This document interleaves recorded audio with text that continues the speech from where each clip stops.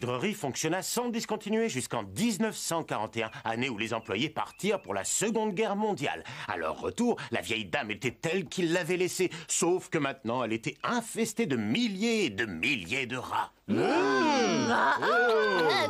Oui, d'ailleurs, si on écoute attentivement, on peut les entendre aujourd'hui ronger les pommes et barboter tranquillement dans les toilettes. Ainsi s'achève la première partie de la visite.